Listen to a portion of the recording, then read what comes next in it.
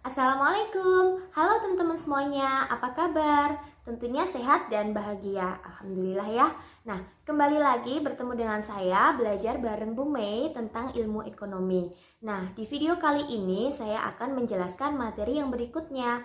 Materi apa itu? Yap, hari ini kita akan membahas materi tentang bank. Nah, materi tentang bank di sini cukup banyak ya teman-teman. Jadi nanti saya harap kalian bisa menonton videonya sampai habis ya. Jangan ada yang di-skip. Kalau misalkan di-pause nanti dilanjutkan lagi supaya materi yang ingin saya sampaikan ke teman-teman semuanya bisa selesai sampai tuntas. Nah, buat kalian yang belum subscribe, segera subscribe, like, dan komen ya supaya aku lebih semangat lagi untuk memberikan informasi dan pembelajaran tentang ilmu ekonomi kepada teman-teman semuanya. Yuk, kita lanjutkan ke PowerPoint. Nah, sekarang kita akan masuk ke PowerPoint-nya, yaitu bank.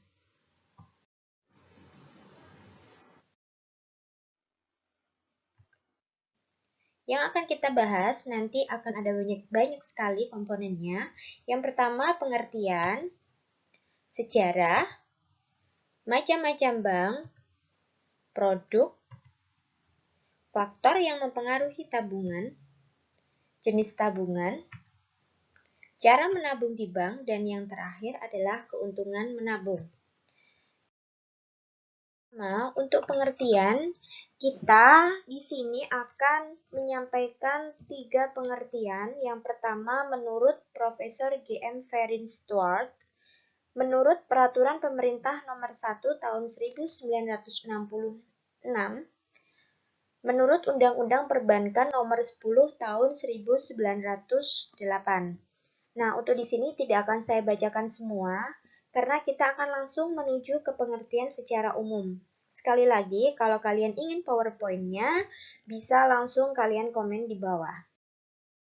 Pengertian secara umum, bank merupakan suatu lembaga keuangan yang tugas pokoknya memberikan pelayanan kepada semua pihak dalam bidang penyediaan jasa, pengelolaan dana, lalu lintas pembayaran, peredaran uang, dan pemberi kredit, baik dengan menggunakan modalnya sendiri maupun dana-dana yang dikumpulkan dari pihak ketiga atau di sini yang disebut juga masyarakat. Nah, sebenarnya secara umum atau kita ambil singkatnya, bank itu merupakan agen of trust, agen of development. Jadi antara masyarakat dan pemerintah itu saling berkaitan. Kemudian sejarah berdirinya bank. Di dunia, bank mulai muncul sekitar tahun 2000 sebelum Masehi, yaitu di Babilonia. Kegiatannya hanya meliputi peminjaman emas. Kemudian, tahun 500 sebelum Masehi, di Yunani juga berdiri lembaga Greek Temple dengan kegiatannya meliputi menerima simpanan dengan memungut biaya penyimpanan dan meminjamkannya kembali kepada masyarakat.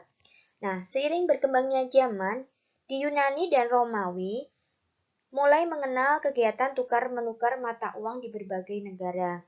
Dengan runtuhnya Roma tahun 509 sebelum Masehi, menyebabkan kegiatan semacam itu tidak aktif lagi. Nah, namun mata uang Konstantinopel dianggap sebagai mata uang internasional. Nah, selanjutnya pada zaman dahulu itu disebutkan di sini di daerah Italia Selatan sudah mulai menjadi pusat perdagangan. Di Venesia, bank didirikan oleh pemerintah pada tahun 1171 yang dinamakan Bank Venesia. Sekitar tahun 1320, beberapa bank didirikan, di antaranya adalah Bank of Genoa dan Bank Barcelona. Nah, pada zaman dulu, ada orang disebut juga dengan goldsmith atau tukang emas yang tugasnya dia menerima titipan emas dan perak. Setelah dia menerima titipan emas dan perak, dia mengeluarkan goldsmith note atau nota emas yang digunakan sebagai bukti penyimpanan. Namun, seiring berkembangnya zaman, banyak sekali masyarakat yang tidak mau menukarkan suratnya kembali. Nah, sehingga muncullah Old Goldsmith Note atau disebut juga dengan uang kertas yang dipercaya sebagai alat tukar di masyarakat. Sejarah perbankan di Indonesia. Kalau yang tadi adalah sejarah perbankan dunia. Di Indonesia sendiri, tahun 1827 di wilayah Hindia Belanda, didirikan sebuah bank oleh pemerintah Hindia Belanda dengan nama De Javassus Bank yang bertempat di Jakarta. Bank tersebut bukan milik pemerintah, tetapi pimpinannya diangkat oleh pemerintah. Seiring berkembangnya zaman, tahun 1986, Raden Wirya Atmaja dari Purwokerto mendirikan Bank Penolong atau Hold and Spare Bank untuk membantu para anggotanya agar tidak jatuh ke tangan tengkulak yang suka memeras rakyat. Seiring berkembangnya zaman, Bank Penolong tersebut berubah namanya menjadi Bank Rakyat Indonesia dan Pegadaian. Istilah bank berasal dari bahasa Italia banca, yaitu meja yang dipergunakan oleh para penukar uang di pasar, yang kegiatannya dilakukan di atas meja. Berikutnya, sekarang kita masuk ke macam-macam bank. Ada bank sentral, bank umum, bank syariah, dan bank BPR atau BPR. Yang pertama, bank sentral itu memiliki ciri utama yaitu menciptakan alat pembayaran, bank sirkulasi, dan mengatur peredaran uang. Sedangkan tugas utamanya menetapkan dan melaksanakan kebijakan moneter, mengatur dan menjaga kelancaran sistem pembayaran, mengatur dan mengawasi bank-bank lain. Untuk penjelasan tentang bank sentral berdasarkan undang-undang nanti kita akan bahas pada video berikutnya, karena sangat banyak sekali. Bank umum, bank yang menyelenggarakan pengumpulan dana dengan tugas menerima simpanan dalam bentuk giro dan deposito, serta memberikan kredit jangka pendek. Tugas bank umum ada beberapa: menghimpun dana dari masyarakat, memberikan kredit, menerbitkan surat pengakuan uang, memindahkan uang, dan lain-lain. Berdasarkan kepemilikannya, bank umum dibagi menjadi 3, yaitu bank umum milik pemerintah, bank umum swasta nasional, dan bank umum swasta asing.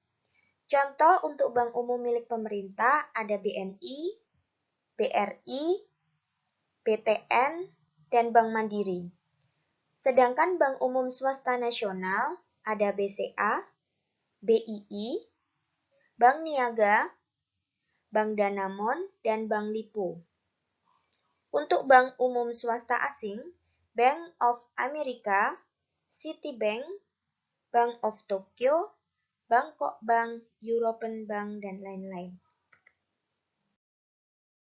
Nah, sekarang kita masuk ke BPR.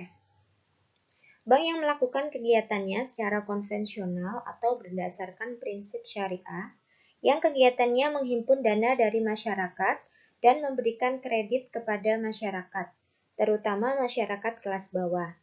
Nah, di sini BPR dapat diselenggarakan oleh pemerintah daerah, koperasi, WNI, atau badan hukum yang anggotanya WNI. Yang termasuk bank perkreditan rakyat adalah Bank Pasar, Bank Kredit Kecamatan, Bank Desa, Lembaga Pembangunan Desa, dan lain-lain. Untuk tugas Bank Perkreditan Rakyat, yaitu menghimpun dana dari masyarakat dalam bentuk simpanan berupa deposito, tabungan, dan sebagainya, memberikan kredit, menyediakan pembayaran dan penempatan dana berdasarkan prinsip syariah sesuai dengan ketentuan yang ditetapkan oleh Bank Indonesia. Di sini yang tidak boleh dilakukan BPR adalah menerima simpanan berupa giro, melakukan penyertaan modal, melakukan kegiatan usaha dalam valuta asing, melakukan usaha dalam perasuransian. Berikutnya bank syariah. Bank yang melaksanakan kegiatannya berdasarkan prinsip syariah. Prinsip syariah di sini adalah aturan perjanjian berdasarkan hukum Islam antara bank dan pihak lain.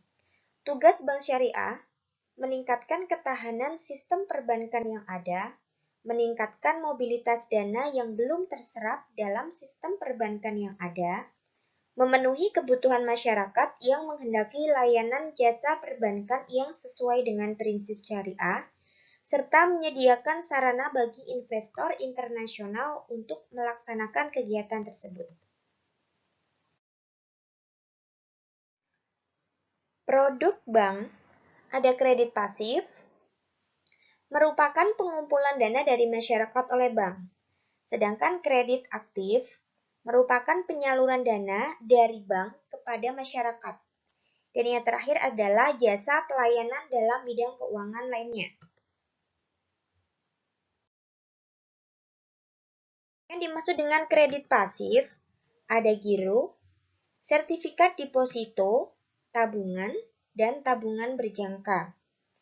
Giro di sini maksudnya adalah simpanan atau tabungan yang digunakan sebagai alat pembayaran dan bisa diambil pada suatu saat tertentu dengan menggunakan atau biliet giro. Sertifikat deposito, deposito berjangka yang bukti simpanannya dapat diperdagangkan. Tabungan, sejumlah uang yang disimpan oleh para nasabah di bank dan penarikannya tidak terikat pada jangka waktu tertentu, sehingga penarikannya dapat dilakukan dengan cek atau biliet giro. Yang terakhir, tabungan berjangka, sejumlah uang yang disimpan oleh nasabah di bank dengan jangka waktu penarikannya yang telah ditetapkan. Berikutnya kredit aktif. Ada kredit accept, rekening koran, letter of credit atau LC, dan yang terakhir kredit jaminan surat berharga. Untuk kredit accept, pinjaman yang diberikan kepada nasabah dengan mengeluarkan wesel, dan wesel tersebut dapat diperdagangkan oleh nasabah. Rekening koran, kredit yang diberikan sesuai dengan kebutuhannya. Jaminan dari kredit rekening koran dapat berupa surat berharga, mobil, atau harta tetap. Letter of credit atau LC, pinjaman yang diberikan kepada nasabah berupa pembayaran terhadap pembelian sejumlah barang yang dilakukan oleh si nasabah tersebut. Yang terakhir, kredit jaminan surat berharga. Pinjaman yang diberikan bank kepada nasabah untuk membeli surat-surat berharga dan surat berharga tersebut berlaku sebagai jaminan. Jasa pelayanan dalam bidang keuangan lainnya, menghimpun dana dari masyarakat dalam bentuk simpanan, menyalurkan dana dari masyarakat dalam bentuk kredit, melayani jual beli valuta asing, menyimpan surat berharga milik nasabah dengan menerima imbalan uang sewa, dan lain-lain. Faktor-faktor yang mempengaruhi tabungan, yang pertama pendapatan dari masyarakat itu sendiri, kemauan masyarakat untuk menabung, tingkat bunga bank rendah atau tinggi, dan hadiah. Untuk jenis-jenis tabungan ada giro. Giro di sini adalah simpanan atas nama perorangan atau perusahaan atau lembaga pada suatu bank untuk dibukukan dalam bentuk rekening koran. Time deposit, taska, dan deposito. Taska adalah tabungan asuransi berjangka. Sedangkan deposito tabungan pada suatu bank yang penarikannya dapat dilakukan setelah masa tertentu. Yang terakhir, tabungan biasa. Ini ada beberapa macam. Ada Tabanas, Simpedes, Simaskot BRI, BCA Saving, T Plus BNI, dan lain-lain. Masih banyak lagi. Nah, ini yang penting, cara menabung di bank. Yang pertama, kalian bisa mendatangi bank terdekat dan mintalah formulir pendaftaran yang tersedia di bank. Isi formulir tersebut. Apabila kalian kurang jelas, mintalah bantuan kepada pihak bank. Ketiga, setelah mengisi formulir, serahkan formulir beserta KTP atau kartu pelajar yang masih berlaku. Berikutnya, menyerahkan uang sesuai dengan batas minimal setoran awal. 5. Setelah membayar setoran awal, maka kita akan diberi buku tabungan. Dan simpanlah buku tabungan itu dengan aman dan hati-hati. Terakhir, setiap akan menabung, bawalah buku tabungan tersebut dan mengisi slip setoran. Kemudian menyerahkannya kepada petugas bank. Dan setelah menabung, sebaiknya kita memeriksa buku tabungan tersebut. Apabila ada kesalahan, segera kalian melapor. Dengan menabung, tentunya hidup lebih hemat, memperoleh penghasilan lebih karena mendapatkan bunga, sehingga penghasilan kita bertambah. Lebih aman, dapat merencanakan masa depan, mengurangi jumlah uang yang beredar di masyarakat. Oke, kita sudah berada di ujung presentasi. Buat kalian, terima kasih sudah mengikuti dengan baik. Next, saya harap akan bisa memberikan informasi yang lebih baik lagi, materi-materi yang terkait ilmu ekonomi dengan baik lagi. Terima kasih sudah menyaksikan. Jangan lupa subscribe, like, dan komen ya. Terima kasih.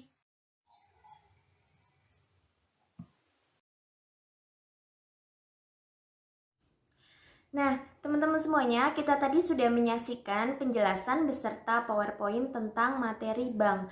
Nah, setelah kalian melihat dan setelah kalian mengikuti video saya sampai akhir, tentunya kalian bisa mendapatkan tambahan informasi mengenai bank, mulai dari sejarah, pengertian, kemudian produk-produk bank, faktor seseorang itu untuk menabung, dan lain sebagainya. Nah, saya harap kalian bisa mendapatkan informasi yang lebih, dan jangan lupa kalian tuliskan komentar kalian tentang video ini, dan kalian boleh sekali berikan masukan ke saya untuk video berikutnya kita akan membahas materi tentang apa. Tentunya masih belajar bareng Bu Mei tentang ilmu ekonomi. Jangan lupa ya, subscribe, like, dan komen. Dadah, wassalamualaikum warahmatullahi wabarakatuh.